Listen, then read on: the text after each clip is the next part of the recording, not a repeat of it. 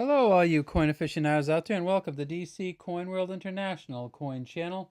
Today we have two 1 cent coins for you from Canada, and these may be my favorite 1 cent coins from Canada. They are the Victoria 1 cents, and this one on the left is the 1893, and this one on the right is the 1897. And so what we've done is we've flipped one over each way. So on the one on the left here, we see that we have Victoria, and it says Victoria Dea Gratia Regina, or Victoria by the grace of God, Queen. And down at the bottom it says Canada.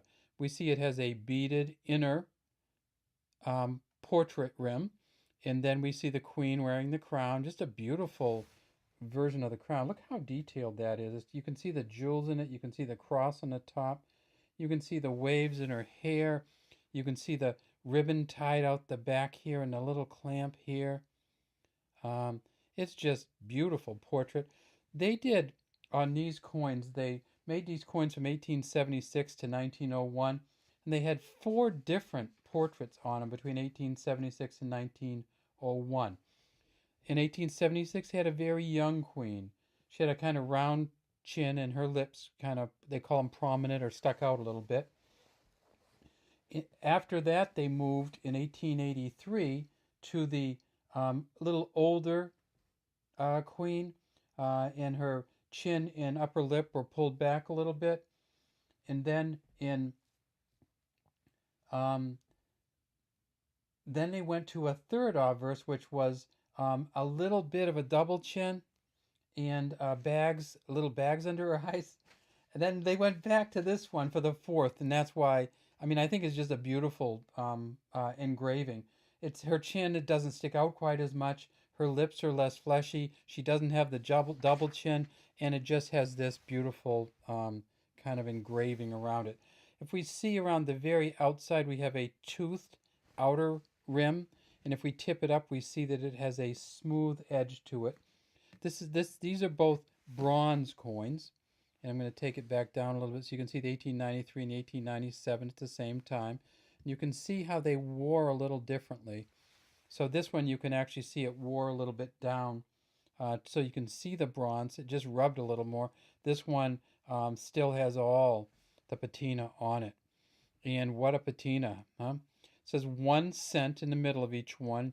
The year down below, 1893, 1897. See this kind of funky little 8 here? That's just, I mean, and you see how it almost kind of goes up and around a little bit? This is just the mint doing that. There's no specialty value to this that I'm aware of, but these coins are both worth $5 or so American each. We look at the inner bead again around it. We look at the leaves and the just great texture to these leaves going around the outside of the coin. And then at the very edge again, we have a toothed outer rim, just like we do on the front. These are maple leaves with a vine around them, and they're kind of truncated maple leaves. They're not the big wide ones that we think of so much as the maple leaf, but these are more of a vine-oriented, smaller. Well, it's not quite as wide a plant, a leaf. And we can see that same thing on this side. If we flip this one over, let's see the front of this one. We also see the wear signs on this one. In this one, the way it's worn, she looks a little bit more forbidding. She still looks kind of young, but the way it's set up, she looks a little bit more forbidding in that one than she does on this one. So let's take a look at these. And I think it's just the wear patterns and the way the light hits it. You see how this makes her seem a little softer, and this makes her seem a little bit more pronounced here. Makes everything stick out the way that this wears. So that's why this would be a much higher graded coin than this one, just because of the different wear marks on them, the different way. I mean, look at this crown versus this crown. And if we tip a little bit here, we can get a little bit different light. We can see how it kind of, in different lights, this looks different. But this one looks pretty darn good in every light. Okay, so for the 1893 coin, they made a lot of them, about 2 million.